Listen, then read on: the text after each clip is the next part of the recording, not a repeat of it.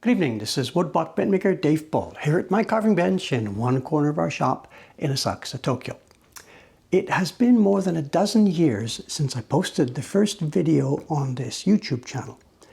In the beginning, I didn't have any kind of a clear vision of how to use YouTube or even what sort of content I wanted to create. I had no sense at all that it would be particularly important to my printmaking work or that it would eventually become the main avenue through which people would learn about my printmaking. I mean, at the beginning, I even uploaded videos of cloud formations taken from my bedroom window. As time went by though, and especially once the Ukiyo-e Heroes project got underway, printmaking became the focus. Carving the blocks, doing the printing, videos that actually showed us at work. Now, none of these were intended as tutorials per se, but over the years they have turned out to be hugely useful for people around the world, people who are trying to learn something about this craft. The channel broadened in scope even further when I started to create videos where I looked at some of the older prints in my personal collection, picking something off the shelf and trying to show people why I thought it was interesting. This was the David's Choice series. This past year, I haven't managed to get any more of those produced, but as viewers of our Twitch streams are very well aware, this is not due to any lack of source material. If there were time enough to create them, I have enough interesting prints here for a new David's Choice video every week for the rest of my life. But, and this is to get to the point of today's presentation, along the way through our YouTube history, another type of video has popped up.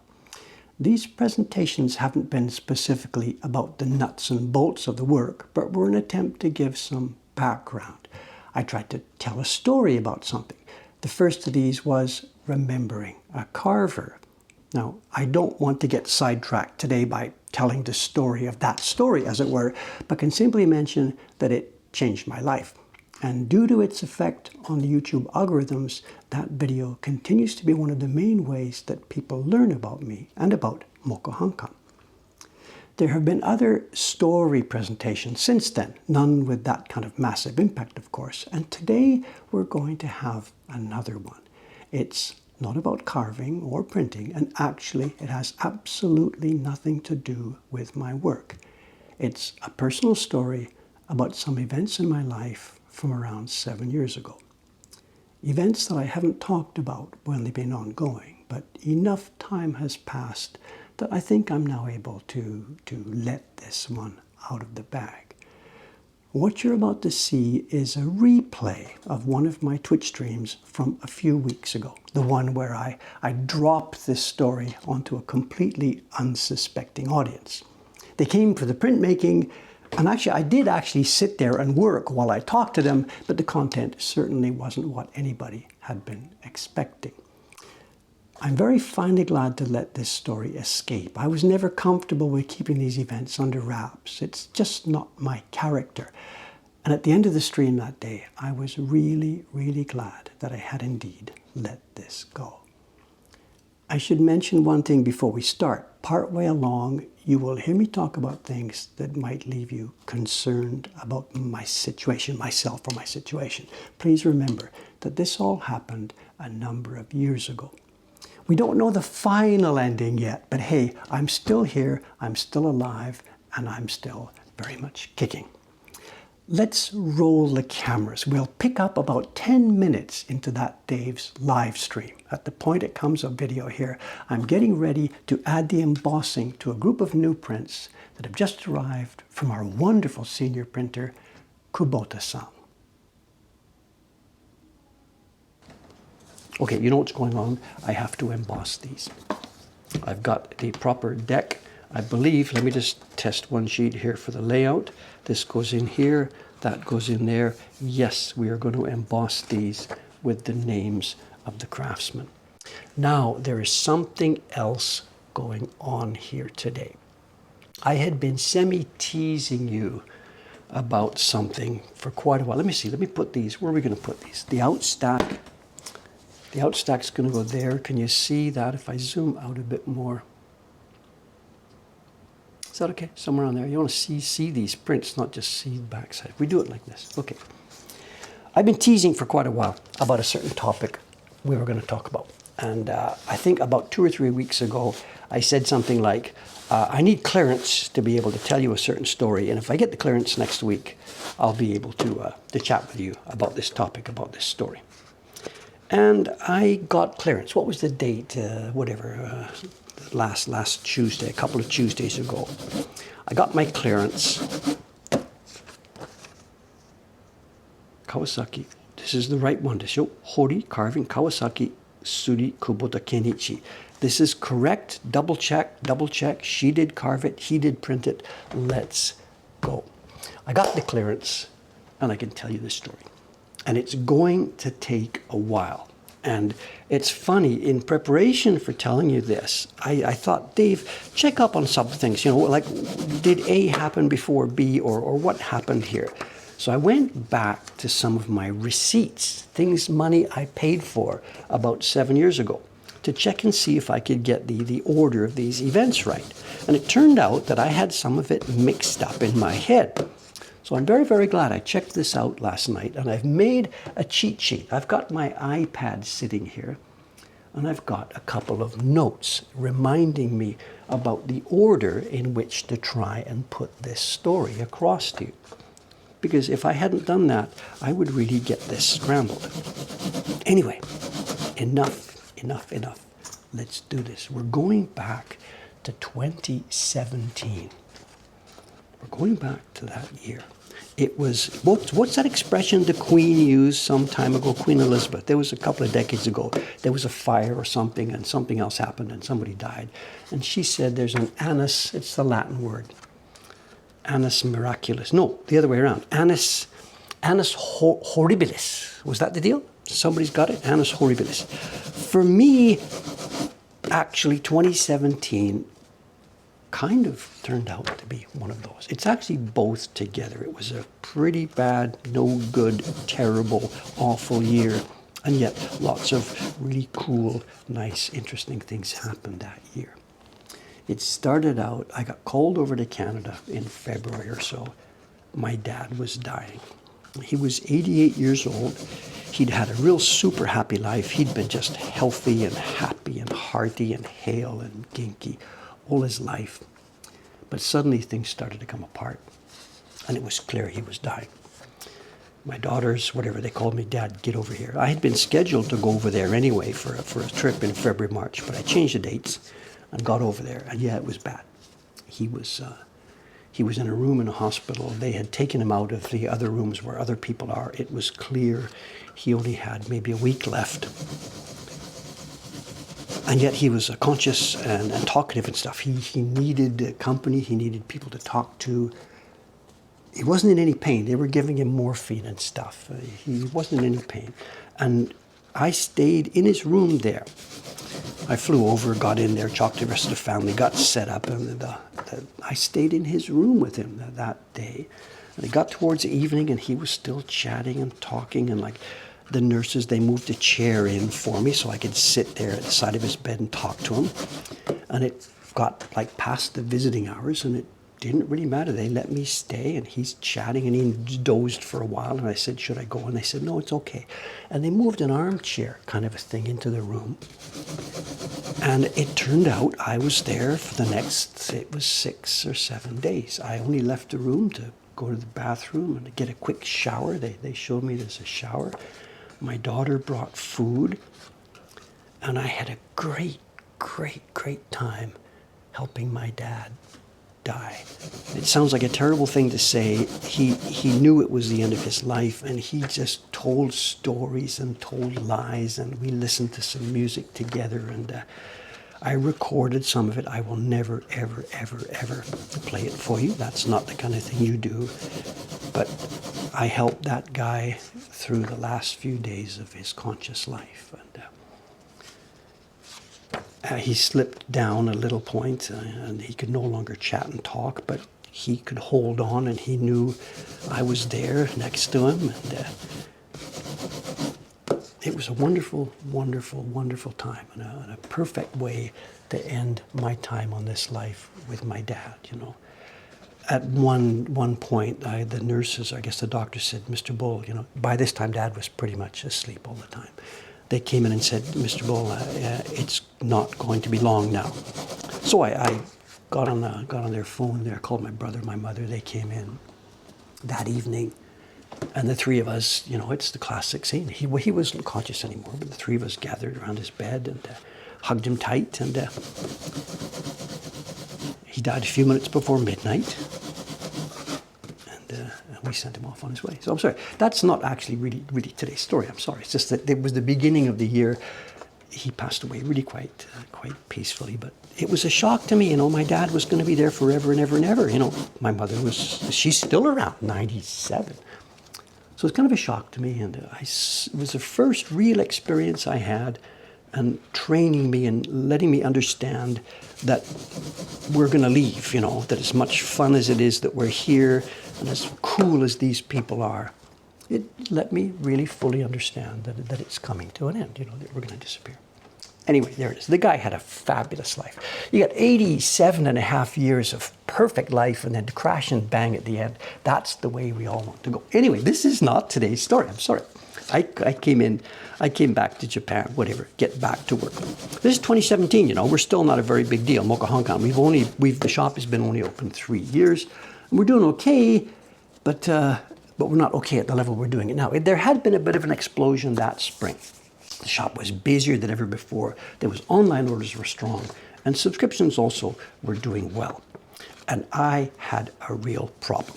Now, although the numbers we were doing, the sales, although they were trivial compared to what we're doing now, at the time there was only like a half a dozen people working there. You know, I know, compared to what is it now? We've got 30 plus now here. I was the main carver of the subscription prints. We didn't have the other people working for us at that time. I was the only customer service person. I was doing all the emails. I handled all the order processing coming in. I did all the bookkeeping. We had no bookkeeper. I did image preparation. I ran the website. I did the planning. And of course, I was full-time in the shop doing the print parties. You know, 3 print parties, 4 print parties every day. I was exhausted, and I needed help. Now, some of you who have been hanging around me before these Twitch days, you know what happened next. The problem was I needed help, and if our business was doing well, why didn't I just hire someone?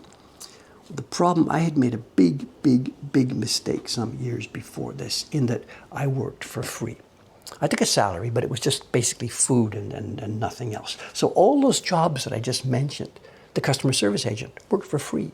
The bookkeeper worked for free. The order processing, all these people, it was me, the IT, everything, they all worked for free. And that had been costed into our prices. So the bank account was just always empty at the end of each month. We were doing really well. The prices were clearly too low, and I had no money, and I needed help. And I don't know where the idea came from. Somebody suggested Patreon. And I looked into it, thought about it. It looked like a kind of a good idea, and I did. I set it up. And I've got these dates here, because some of these dates are important. I've got my memo here. It says, yes, April 21st that year, I turned on the Patreon, and I uploaded at that moment a YouTube video explaining what it was, you know, asking people for support. And not more than a few minutes after it went live, boom, click, somebody signed up.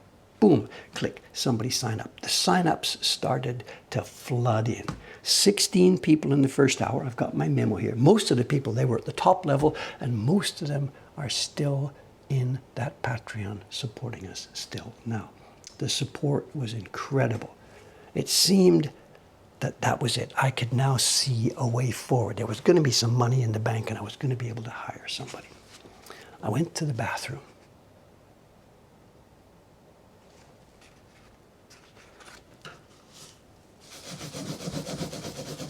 Now, that seems kind of a silly thing to toss in at this point. And honestly speaking, I don't remember the minute-by-minute turn of events that day as they progressed. I have my notes and records and other stuff to try and piece this story together. The Patreon did indeed go live just after 1 o'clock in the afternoon. But I also have in my files a receipt from the local hospital showing that afternoon I had visited them. I had peed blood. Not a big, bright red stream of blood, just, you know, a little a little bit of pink, a little pinkish tinge. Was it a bit more reddish orange than usual? I wasn't sure. But I have a ton of experience at mixing colors. I've been 40 years, I've been mixing colors and making prints. You can laugh all you want at this, but I stood there in the bathroom and I looked at this and I thought, if I were trying to, mix this color and get it ready for printing, I'd be using kind of a little bit of red in there, I think, and Dave, the good boy, did the right thing. I went over to the local hospital. And again, I don't remember specifically what happened. They must have, said pee in a cup, Mr. Bull, whatever, take a blood sample, whatever. There's nothing they can do right now. They asked me to come back a week later. So a week later, I'm sitting there, they call my name, I go in, it's my turn to chat with the doctor. And he shows me a lab sheet. It's all in Japanese. It's numbers I don't even understand, whatever, lab sheet. And there was some, they call it hematuria. Am I getting this right? Blood in the urine. There was some hematuria, blood in the urine, just a trace. Then he asked some questions to try and eliminate stuff. I remember a few of them. He had said, have you had weight loss recently? Maybe looking at me, that was something, I don't know. And he also asked, have you done a lot of vigorous exercise recently? Because I guess that's a thing. When you suddenly start exercising, maybe you get blood in your bladder, whatever. And check, whatever. He went down his list of questions. And then at the bottom of the sheet from the lab, there was a comment printed on it by the lab people. Now, I would love to have that sheet here to show you and to ask DeepL and Google to try and translate this, because it was a masterpiece in language. I've made a little note here to try and replicate in mind what it was. It was an incredible piece of language. Here it is, something like this.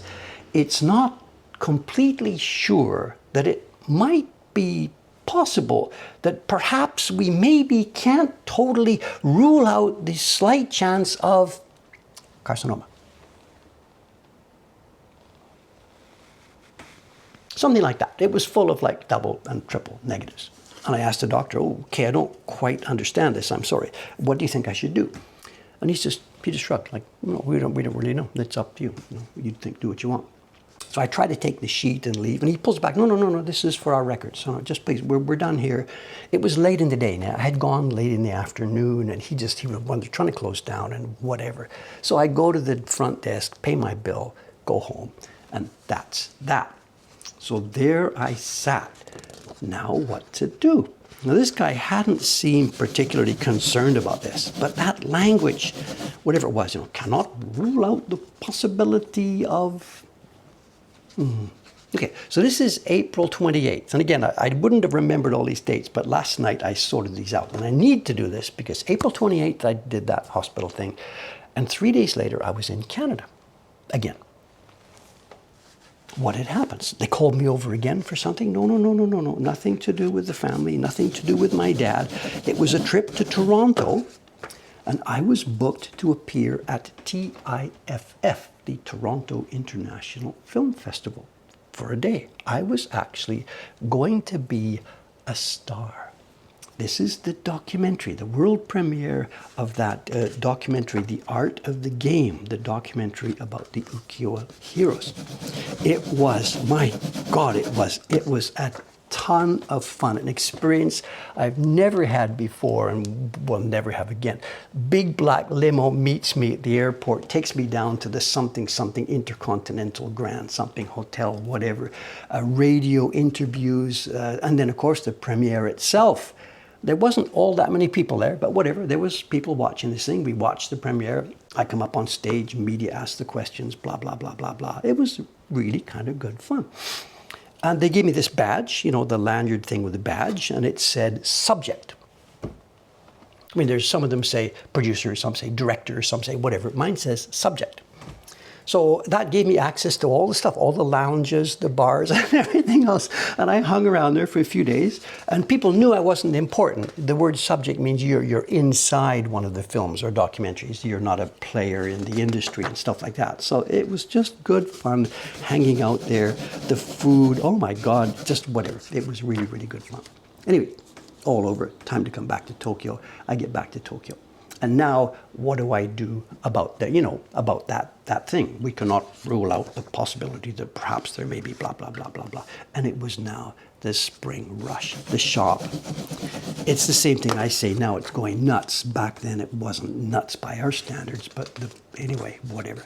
So what I did was I looked up hospitals in Tokyo, and I found one that looked like maybe these guys could give me the straight goods on this. And it was, again, the name is the National Center for Global Health and Medicine. It's a massive, massive hospital.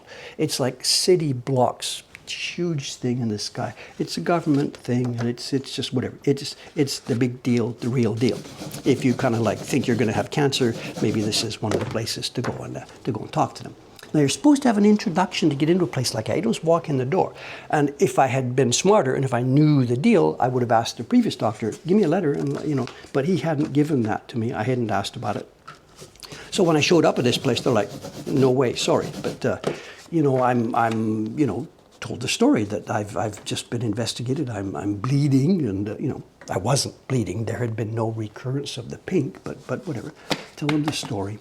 And they said, okay, whatever. They sent me upstairs to the urology department.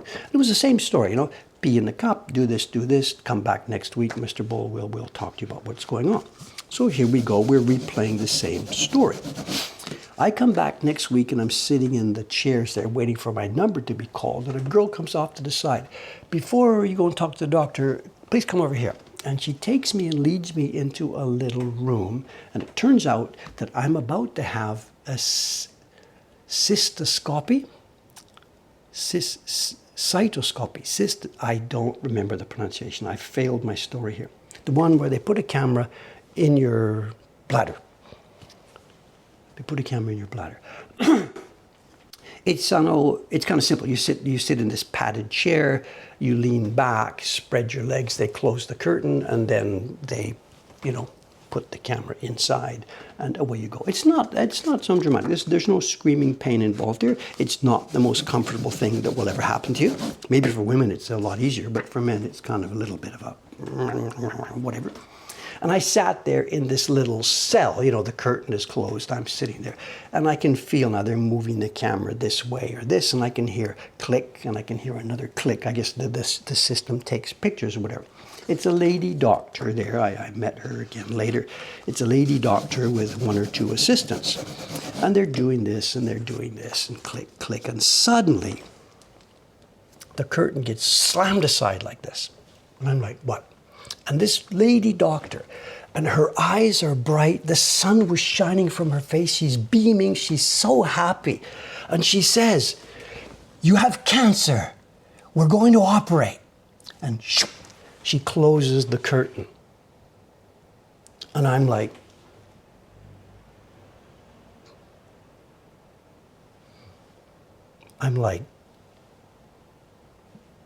did she just say what I thought she said? And she was so happy and so cheerful. And it's difficult for me at this point now, all these years, 7 years later, to remember my feelings about there. I sat there in that little private space. They're still fooling around and manipulating this and click, click, click. Me? Cancer? Like, no, that's not me. I'm a good boy, Things like this don't happen to good boys. Doesn't happen to me. It can't be me. I'm healthy all my life. I never run to the doctor. Good grief, Can't be me. Can't be me. There's some mistake. They've got somebody else's test results mixed up or something, Test results, right. They've got the camera still in there. They were still taking pictures. Click, click, click, click, click. There it was. There it was. Her words, excitedly shouted at me that moment, split my life into two periods.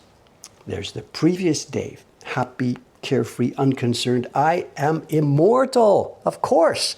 I'd seen my dad pass away, but that was, for me, it was so far in the future that I didn't even have to think about it. And now, click, click, the curtain opens, the curtain closes, a few shouted words. I am now a cancer patient. It was something that I saw right then. That's going to live with me forever. You can never erase this. I am now one of those people forever and ever and ever. Someone's got stage 1 denial. I think there's, what is it, the 7 stages? I think I went through them all that first afternoon. I don't know, no. So back in her office there, you know, you go and sit down, but Mr. Bull, the pictures all come through. Back in her office, an hour later, they called my number, I come up. And she showed me some of the photos. And yeah, there's stuff growing in there, absolutely. There, instead of a nice, clean, empty bladder with pink, you know, whatever, there were things actually, they were sort of, looked like this, they were coming out of the surface, growing up like this, like little plants, like little weeds. You could see them right there.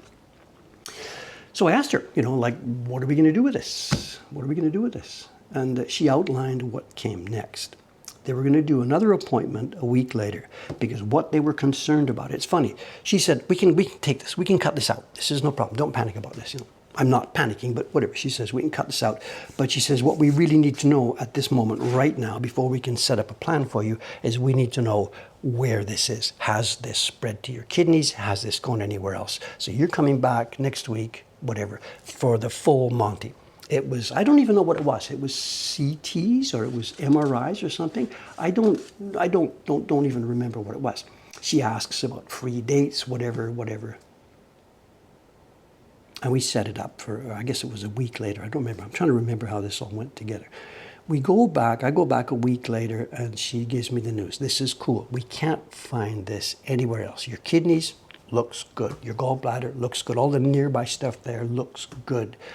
They palped me at lymph and stuff like this, under this, whatever. They could find absolutely no trace of this thing anywhere else.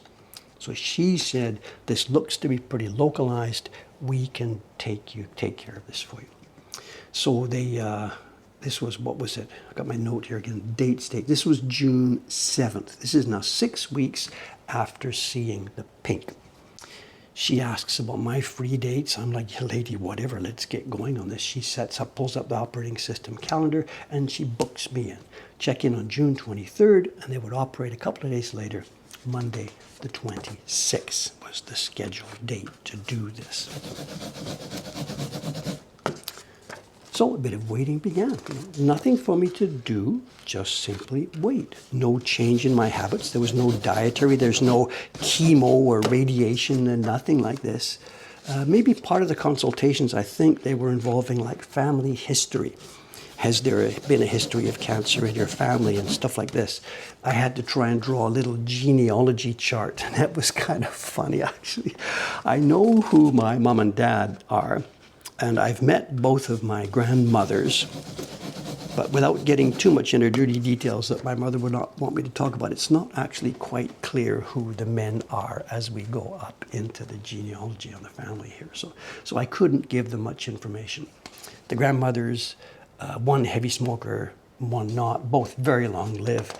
The males in the family, short-lived, except for my dad, but it was all war or accident or drunkenness, whatever, you know. There was no apparent trace of cancer. The staff at Mokohankan, of course, they had to know about this because my constant coming and going to the hospital, I couldn't hide from them. But I asked the staff not to let it go outside the company. I really didn't want myself to be known as the guy with cancer. I didn't mention this to anybody outside our staff and our family. I told my daughters about it. They had to know what's going on. They were kind of shocked. But there it was.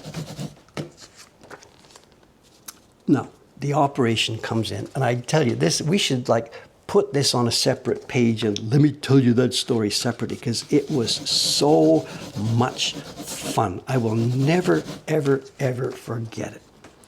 They roll me into the theater there, and it turns out that this kind of operation, they don't have to put you under for this. So I was watching. I had asked them about this, you know, can I watch? And whether they prepared this specially for me or whether it's a normal way, I don't know. I'm on the operating table, there's a cover. They've put me, I forget what it's called. Is it epidural or is it a spinal? There's similar kinds of anesthetic. I don't know which one is which. They shot me in the back. A few minutes later, I can't feel my legs or hips or anything. So, but I was awake. And they put a screen up, a TV screen, a monitor on the roof facing down at me. And it was huge, like 80-inch mega TV screen for watching the Super Bowl, whatever.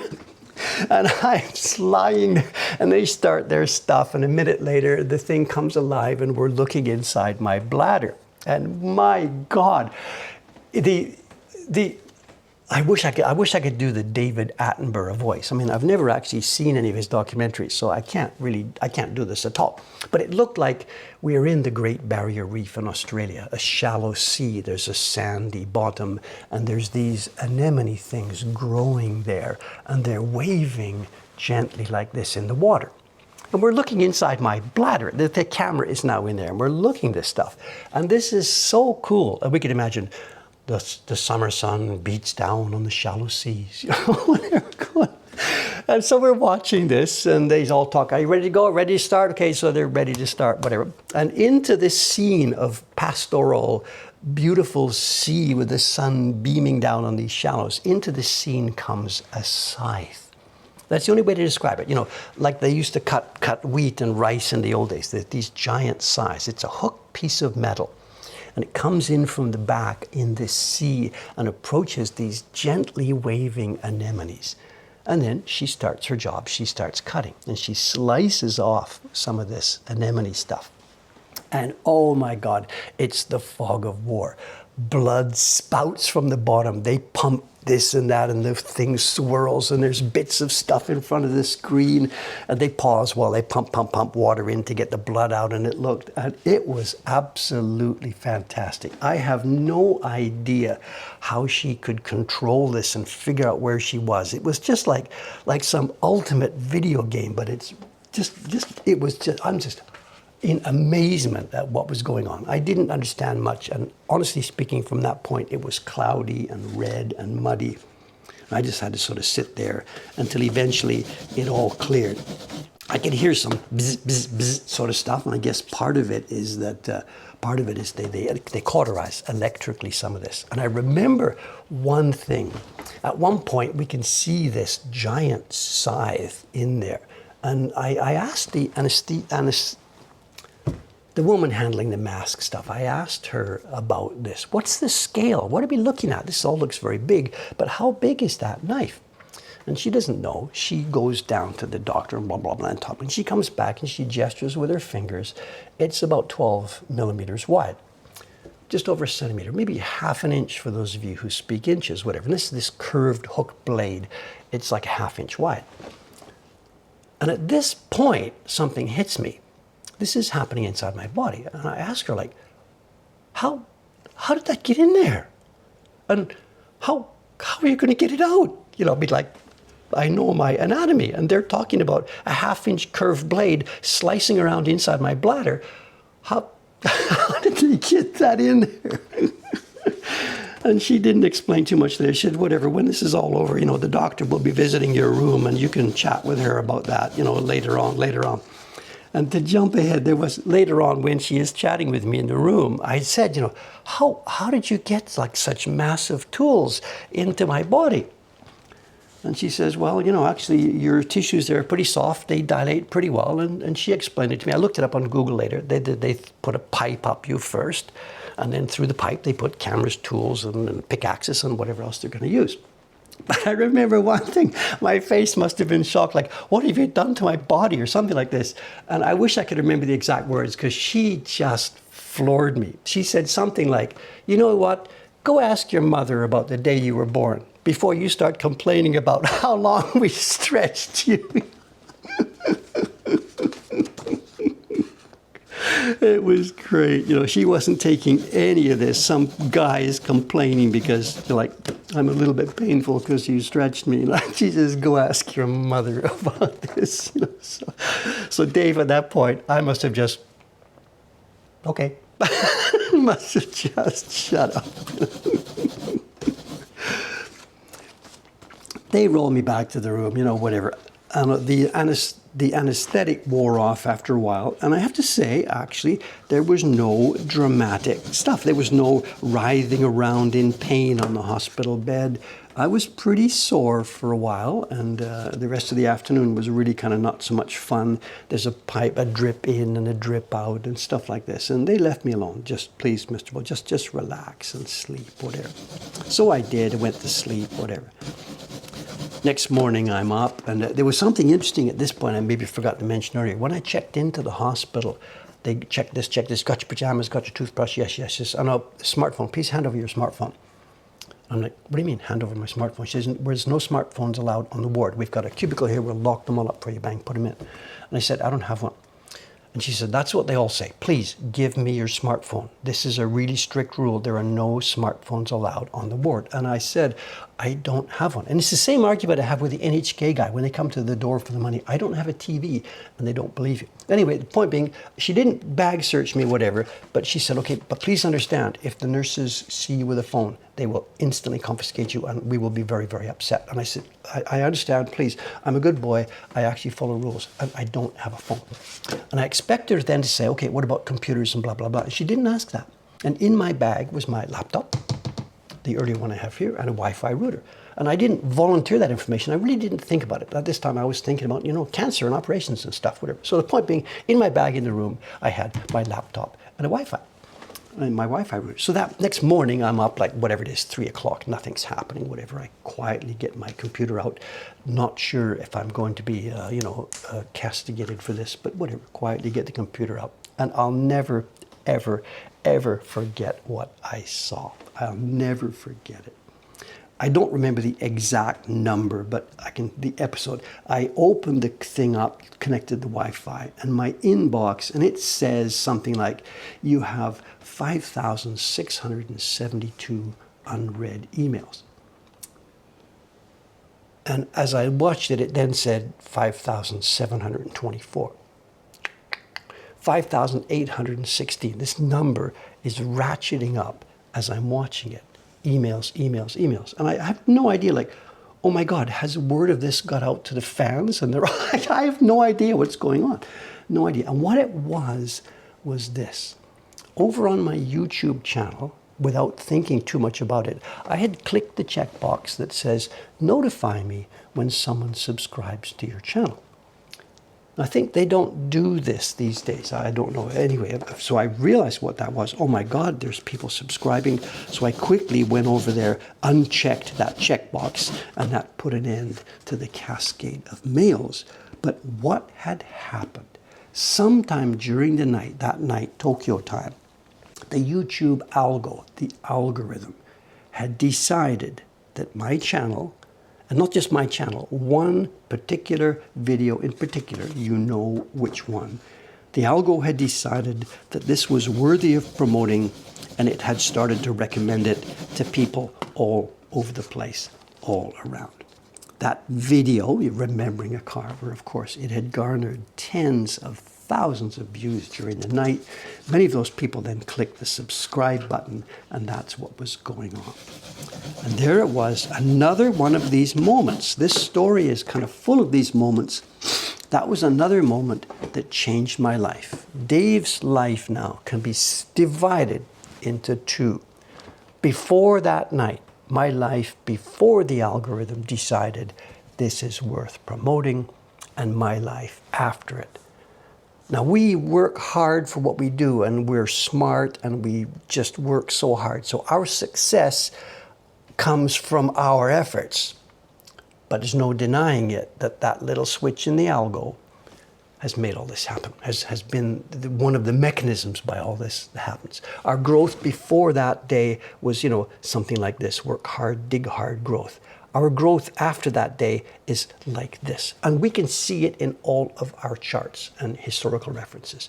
Many years of quiet progress, growing steadily. And then on the night of June 26, whatever it was, June 26, 2017, kaboom, and up we go. And it's still going on. We're still getting recommended. And every day that this shop is open, without exceptions, people come in the door. They have seen our YouTube channel, and I say, nice, you know about us. And they say, yeah. I say, remembering a carver, right? And they say, how did you know?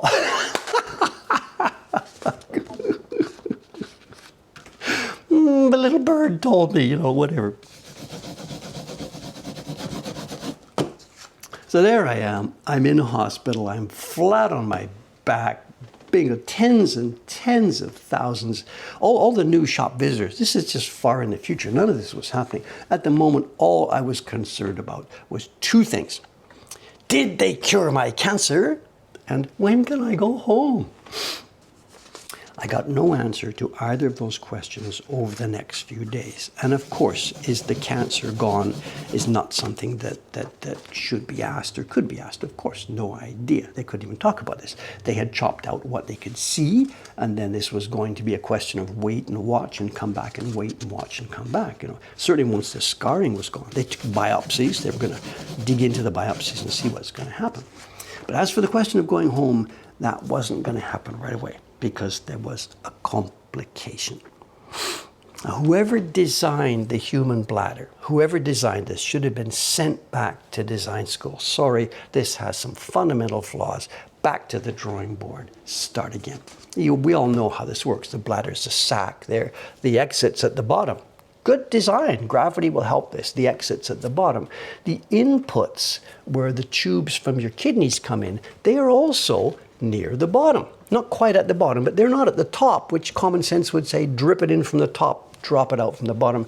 The inputs are near the bottom. Maybe there's a reason for this that I don't know, and somebody with more knowledge of anatomy can say, Dave, don't complain, it's actually working quite well. Whatever. From my point of view, the problem was this. The two inputs and the output and my cancer were all clustered in the same area. And the woman, Trojan surface, when you think about it, the camera goes in and the knives go in, and if your cancer is at the top of your bladder, they can sort of see what they're doing and they can work on it. But at the bottom, they've got to put the tools in, turn them around, look back down, 180-degree turn, look what's going on, cut, cut, cut, cut, cut. It turned out that as part of the process of removing the tumor, the stuff that was in there, they had done she had done a pretty fair amount of damage to one part of it, specifically the part where my left kidney, the pipe, I keep getting this wrong, it's not a uter, it's a uter is things that women have. It's a ureter. The ureter from my left kidney down to the bladder, the place where it connects was futzed. Urine was kind of coming through. Sometimes it kind of wasn't coming through sometimes. If I held my leg in a certain position, then it seems that there was a drip, drip, drip. If I sat a certain way, it blocked it and nothing happened. And me and the doctors, we struggled with this over the next few days, and this was painful. This was painful. Nothing to do with the operation, leftover, whatever. We're talking kidney pain here.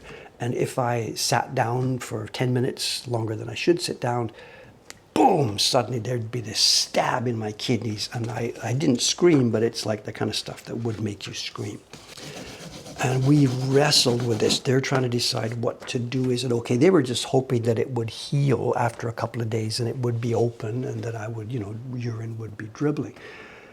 It ached, and I say ache, it wasn't an ache. It was staggeringly painful, off and on, off and on, off and on. They kept me there for just about a week. Poking, they prodded, we tried to work out a deal. Okay, if you sleep like this with a pillow, you should be okay, blah, blah, blah.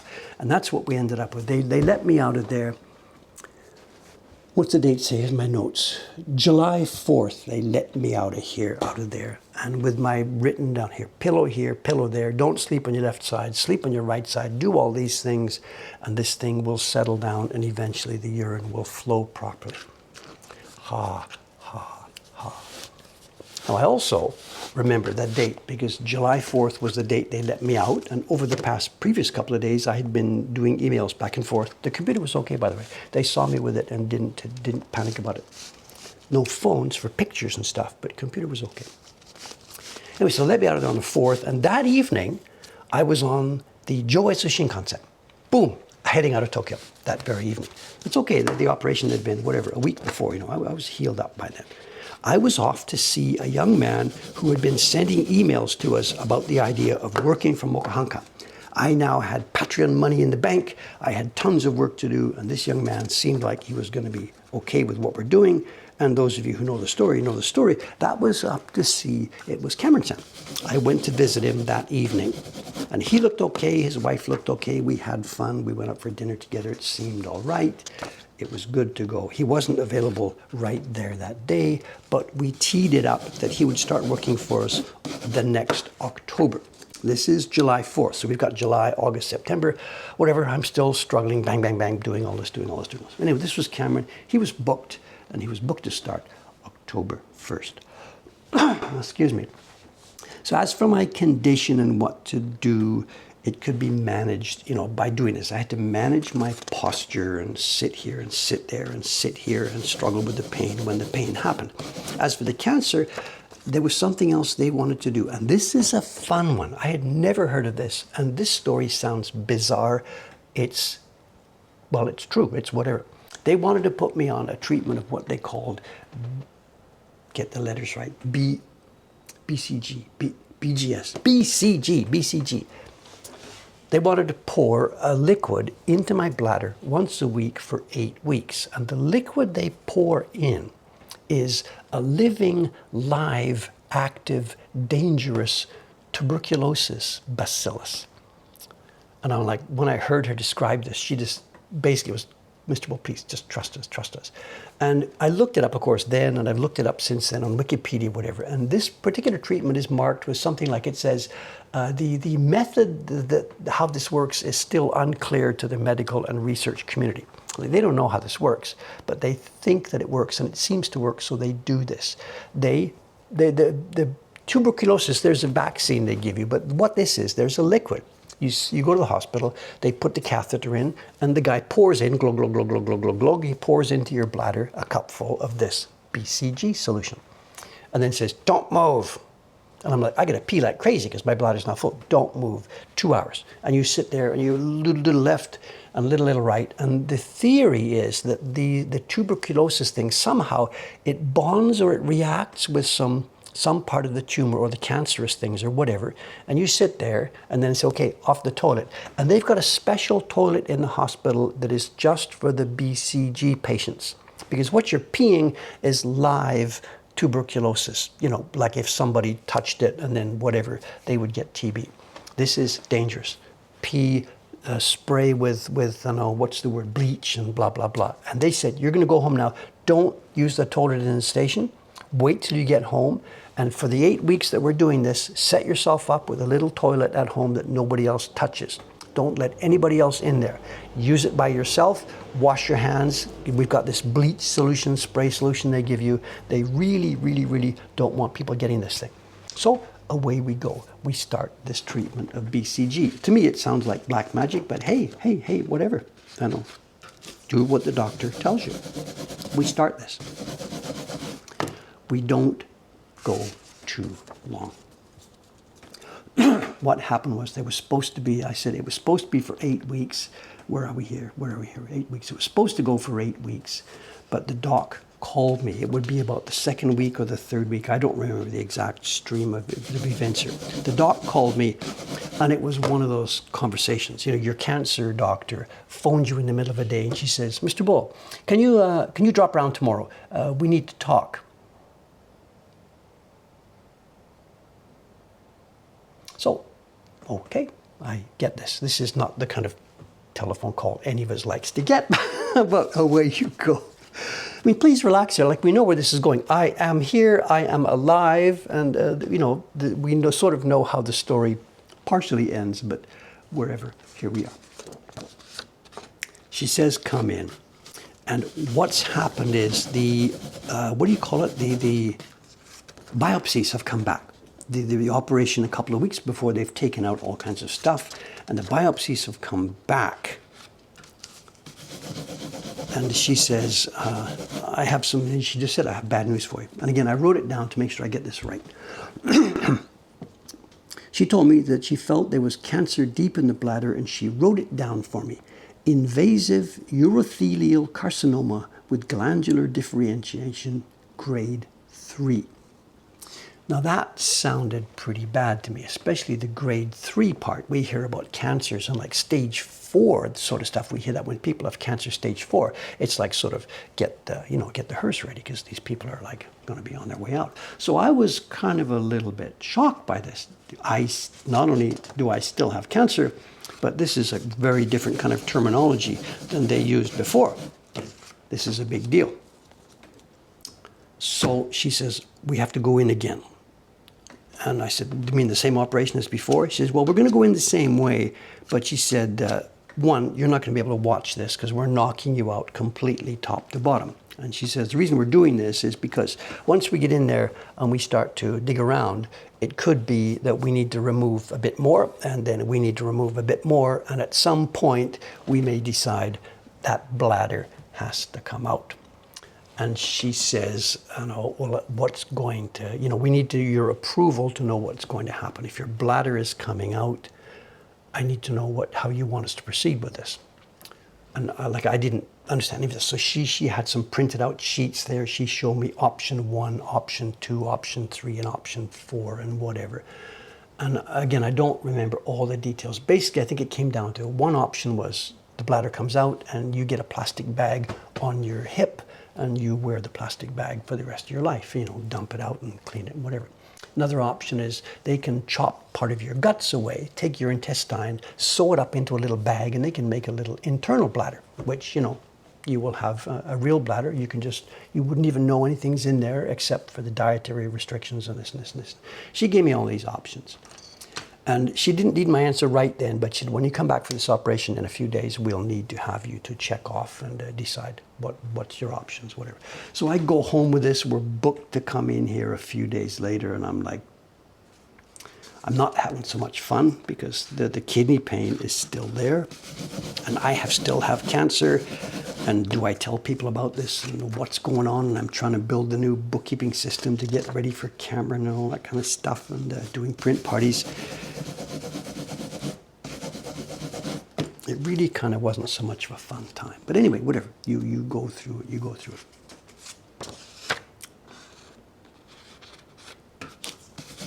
Do we have a story going here today? I mean, how much time have we got left? 57. I think we're okay, because actually now we're over the biggest part of this. We're over the first few months where all of these things were happening combined. Bang, bang, bang, bang, bang, bang, bang, bang, bang. The story now, it's going to spread out, and it's going to get a bit slower, and it's going to get a bit less intense. The surgery seemed to go okay. It was basically, they told me later, it was basically a repeat of the previous one. They scraped out some more cancer. They took out the parts that seemed to be cancerous. They didn't remove the bladder. And as I speak to you now, here I still have the original Mark I bladder, the one that I was born with. That's still in there. Because the operation was on a Thursday, they wanted a full day of observation. I was in there for Friday, and they don't do, these Japanese hospitals, or at least this one's crazy, they don't do admitting and discharge on the weekend. So actually I had just a couple of extra days to chill and relax and get back to a normal feeling after this. They then started again the thing that we had interrupted. They then started again the application of the BCG fluid. We did a full 8-week course of that. And those were funny. They put the fluid into you. They said, don't go to the bathroom for 2 hours. But then when you do go to the toilet after having this stuff inside you, my God, it looks like the apocalypse now. Whatever, you pee a lot of red, black, dirty, grungy stuff. It looks like the gates of hell, but this is all your bits of cancer and tumorish cells and stuff coming out of your bladder and getting flooded out.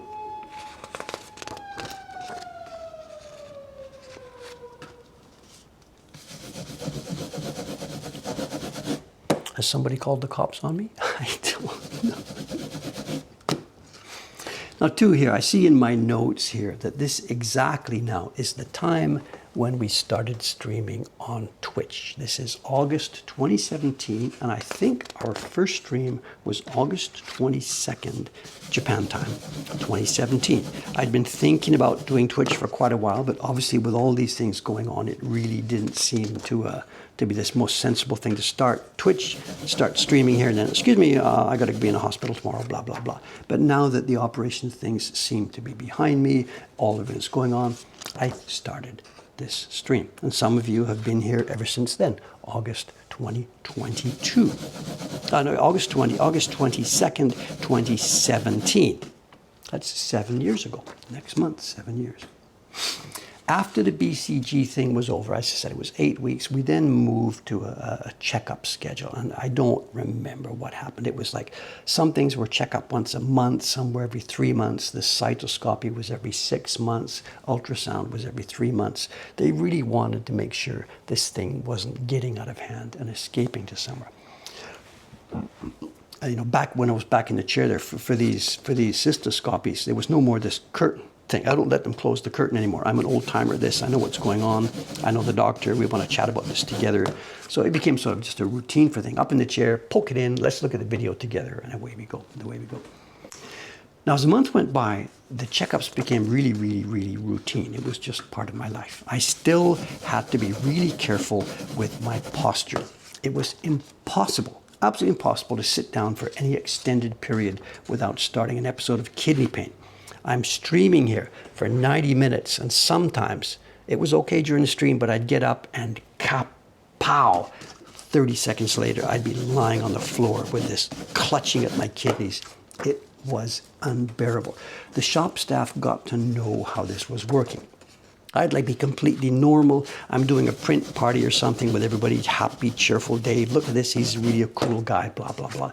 And then boom, there'd be a spasm in my kidney. My face would go white and I just stumble to the door. Maybe the customers think I'm heading for the bathroom or something, whatever. I would go upstairs and for the next hour, I'm writhing in pain on the floor. The staff takes over the print party, blah, blah, blah, blah, blah, blah. This went on. Now, in retrospect now, I really regret that I didn't kind of push harder with the medical people on this. You know, I was sort of mixed feelings about this. They knew about this. If there was something they could do, they would do it, you know. And hey, they've cured my cancer. I'm alive. I'm not going to go back and rattle the cage bars and, you guys help me fix this, fix this, fix this, fix this. Life just moved on, step by step by step. Cameron joined us, of course, on schedule that fall, and that made a huge, huge difference. It was wonderful. Other stuff happened. This would be about the time when our star printer, Ayumi-san, she got pregnant and left, and other staff came in, and bit by bit we grew. 2017 moved into 2018, away we went. YouTube really considered to be the main driver of our business. I had followed up. I mean, once YouTube started to promote us, I really got on board and I started to make more videos, more video after video after video. I felt this was so important. I had to get on this. There was another major boost to our business at about that time. It's the Ukiyo-e Heroes documentary thing that happened. Remember, we had mentioned this before. The guy had a real problem with this. Toru-san. He had phoned me up one day, the documentary maker. He said, Dave, it's all cool. The documentary's fine. We had a good showing at the film festival. But he said, I can't sell this thing to anybody. We got a real problem. And I'm like, what do you mean you can't sell it to anybody? What are you talking about? He says, well, just last week I was in a contract meeting with the German national broadcaster, whatever, and they said, we'll need some more paperwork. We'll need to see the documentary evidence, your copyright release forms from these game companies. So Toru-san had phoned me, can you send me copies of the document release forms, you've got from the game companies? And I'm like, Toru-san, we don't have that. We're pirates. You know I'm a pirate. The whole freaking documentary was about the fact that we were pirating these things. You know I don't have any documents on this. And he says, without that, I can't sell this documentary. And I'm like, now what are we talking about this conversation now? There's nothing I can help you with. I can't, I don't have the rights to use these characters. So he's like, oh my God, what am I going to do? What am I going to do? And I guess he really hadn't thought this through as well as perhaps he could have done. I don't know. That wasn't my business. I had been completely open and straight with him. Nothing I could do. He did find a way forward. Now, I have no idea how the deal happened. We heard about it one day. This would be in the middle of 2018 or something. I don't know exactly. A customer comes in the door one day and says, hey, saw your video. And I say something like, oh, you mean YouTube, Remembering a Carver? And he says, huh, YouTube? No, I saw your video. And I'm like, I'm sorry, you tell me more. I don't know what you mean. And it turned out that he had seen it in the back seat, not the back seat of a plane. He'd seen it from his seat in the airplane. He was on Air France coming from Paris. And it turned out that Toru-san, the guy who owns the documentary, after trying to sell it to all the big top-level places, he'd step down. He sold it to some kind of aggregating company that puts funny TV programs and documentaries into the cassettes or whatever they do to play on airplanes. And wow, he got like a penny a play or something for it. And we made bank all the way. It was fantastic. Day after day after day. People saw this in the airplane on the way to Japan. They land at Narita. Forget the hotel. I'm going to Mokuhanka. And people would roll in here with their bags and say, is there a place I can put the bag down? It was so much fun. It was the airlines in that group. It was the, I don't know what the group is called. It's Air France and KLM and one of the Japanese ones. And I don't remember, whatever. And that gravy train, it just rolled on and on and on for just about a year. And we still get echoes of it. The other day, somebody came in and he said the same thing. I remember seeing you years ago back on KLM. Kept it in my mind, had to come over to see you.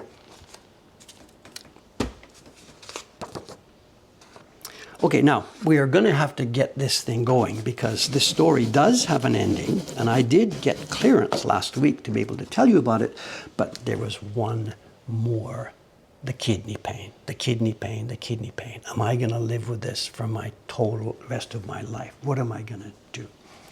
Maybe it's nearly 2 years after the original one. I don't know. I'd been in the hospital on one of the checkups. The doctors had changed. In a national hospital like this, the staff rotates like crazy because part of their remit is training, and people do a bit of this and they do a bit of that and they rotate. And my original doctor, Takahashi-san, was long gone. It was now a different doctor. And I guess I had been not complaining, but I must have said something like this. You know, you guys had originally said this is going to clear up, but I'm sorry, you know, I'm really still sometimes having some stunning pain.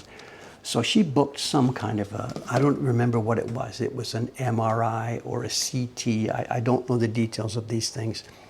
They sent me in click. And I came back to her office. It was the same afternoon. And she said, oh my God, look at this. And she's got them on the screen. They've pasted together some of these CTs. And there's my bladder, clean and clear, no clouds, nothing. Up there, there's my kidneys, clean and clear, no clouds, no funny shapes, no nothing. The right-hand side kidney, there's the pipe, the ureter going straight down to the bladder, all perfect. And on my left side, on the right-hand side of the screen, we're looking at, instead of a ureter going from my kidney down to my bladder, we have, and I tell you, there's only one expression to use to describe this. We have the Mississippi River.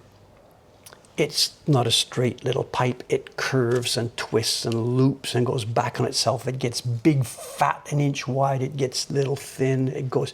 It's the Mississippi River inside my body.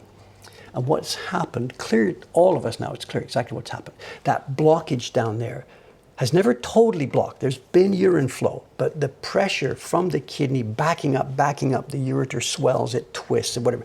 And she says there's a name for this. We call it mega ureter, and she wrote it down in capital letters, MEGA. This is, you know, whatever, mega ureter. And there it is. That's the course of the pain from the kidneys. And she says, you are really, really lucky. She says, we're gonna have a go at fixing this right now. But she says, I can't believe that after 2 years, your kidney is still alive. Because she expected that my kidney would have given up the ghost long, long ago under this kind of pressure. So she says, here's what we're gonna do. Back under the knife, the same operation, and this doctor, she said, I'm going in. We can fix this. So she pulls up her keyboard, we do the dates, whatever, and she didn't even ask me, like, are you free? She just found the earliest possible date for this, clicked it in, said, I'd like whatever, next Wednesday, you okay? I'm like, yeah, anything. Boom. Now, for this one, again, there was no asking, there was no questions, there was no whatever, just Mr. Bull, out you go. Bang, I went down. I woke up in the room later on after it. She came in and outlined what she'd seen and done. And there was a really little dicey thing hanging in the room. There was this sort of elephant or gorilla in the room that we both knew about but could not be spoken about. The problem there in my bladder, was it a remnant of the leftover cancer? The previous doctor had tried but just was not able to do this. Or was this a klutz, a klutzy surgery the first time. This lady doctor, she cleaned it up. Over the years after this, when I saw in the bladder again, the junction is now smooth, clean, wide open. She has fixed this. Urine is flowing through there like the Niagara Falls. But had it been a bad operation before or not? Wasn't spoken. But I did have one experience back at the time of the original operation. The lady who did those first 2 operations, she'd been in my room, and there was reason to change the needle that comes when they're putting water into you. And she had tried to put a needle in my arm. Nope, couldn't find the vein. Tried again. Couldn't find the vein. She tried 3, 4, 5 times. That lady surgeon who had fixed my bladder could not put a needle in my vein. A nurse comes into the room, sees what's going on, takes over, slides it in, all checked, good.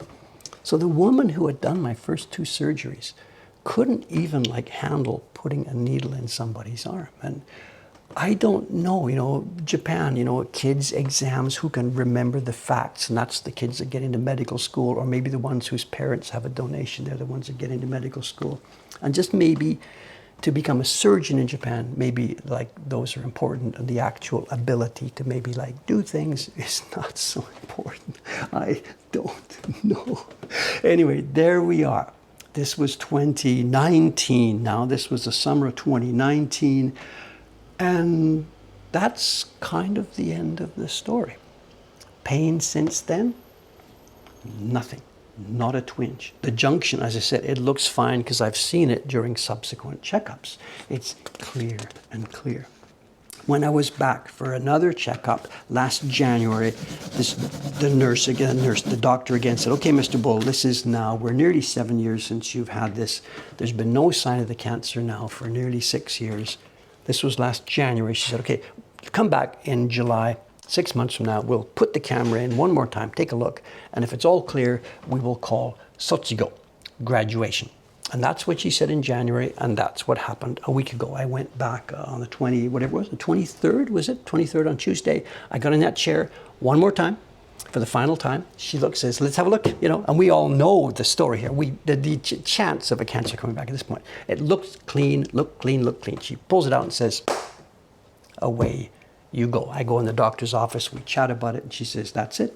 We are now done. There's nothing more we can do for you. There's no signs of your cancer. Now, they don't tell me you're cured. That's not how it works. Maybe in any way. They can't promise me this will never come back. And interesting, talking to some American friends, there's none of this bell ringing. I didn't go down to the lobby where there's a bell not hanging in Japan and ring the bell. My cancer is gone. We've cured it. I've fought it. That doesn't happen in Japan. We couldn't do that. Could I stand there ringing a bell? Hey, I got no cancer. And down the hallway, somebody hears that bell and their kid is dying of leukemia or something. No way could you do that in Japan. It's all very, very, very quiet. No celebration. No, you're cured. Just go to the lobby, please. Pay your bill. And away you go. And I walked, down the hill towards the subway station 7 years after the original. I might not have mentioned it. That day I got the diagnosis, I'd come out of the hospital. I'd walked down. It was a sunny day. There's birds chirping. People are walking back and forth. And Dave, 7 years ago, Dave, he is stunned. The sun, it's still shining like people, I've got cancer, whatever. And then here we were 7 years later. I come out of the hospital, sun shining, same birds, same whatever, no big difference. The world doesn't care. It doesn't know whether I'm here or not here. Some individual people will be affected. My daughters wouldn't like it so much if I had not made it through this episode. But I really, really, really, really learned through this. That day 7 years ago and the day last week coming out of the hospital. There's no difference. It didn't make any difference. Nothing I did throughout all of this could have made any difference. This thing about fight your cancer, nothing I did made any difference. There was a thing happening to my body, a mechanical thing happening to this machine. As it happens, I'm living at a stage in human history where the thing that was happening to me was adjustable and adaptable and choppable by contemporary technology. So I came through it. I'm now 7 years cancer-free. The cancer really basically disappeared with the first 2 operations. The subsequent operation was a mechanical patch-up job. So from start to finish, it's been a 7-year episode. I apologize to the community for not sharing this earlier. Maybe I should have done that. I really don't know. I didn't want to be the guy with cancer, to be defined by this. I didn't need help in the sense of, let me do a GoFund. I mean, my God, the Japanese medical system here carried me all the way through. I had to pay my deductibles, and at one point, because I'd had 2 operations in rapid succession, I had paid over deductible, and that money came back. So there was nothing there to it at that point. So again, I'm sorry if I'm sort of insulting the community by saying I didn't need you, I could do this by myself. Just, I really didn't want to be defined by this thing.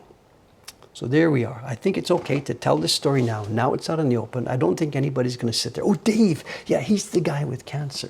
I think I'm 72 now. This happened to me when I was 60, 65. I think it's fair enough to be behind us. But there is one thing that I would really, really, really want to emphasize. This story has a happy ending because of medical insurance, because of medical efficiency, because of medical teams, because of lots of hard work people that study for their exams and become doctors and stuff like that. But there's one very, very, very key point that I feel really a little bit proud of. One day, a tiny bit of pink in the bowl. And I didn't say, it's okay, it's okay, it's okay. I didn't do that. Just one day, I went to the hospital and asked, can you guys maybe have a look at this? And that was the only pink. There was no pink the next day, the next day, the next day, the next day after the first hospital, so we don't know. There was still no pink. I could have said, nah, it's okay. But I didn't do that. 65-year-old guy saw a little bit of pink. So if there's sort of a moral in the story or whatever, or something, I think, please think about this for your own life. I don't know how much of this is applicable to anybody else. I don't know. If you see something you're not sure about, God, let him have a look at it. You know how it works. You know, the earlier you see it, the earlier you catch these things. And here I am, living proof that it's actually okay. Thank you very much. How's our time? Oh, I didn't hit 9:30 quite on. There is a show and tell. It wouldn't make sense to do it. Tell you what, let me just sit for a few minutes here peacefully, try and catch up with the work here. And I'll be interested in some of the comments.